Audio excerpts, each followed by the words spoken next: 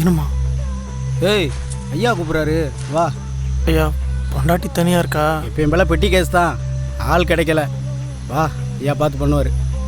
இல்லைங்கய்யா, மாசமாக வேற இருக்கா? ஏய், உன்ட்ட அந்த விளக்க மயிரெல்லாம் கேட்கல, புரியுதா? வான்னா வரணும், வா.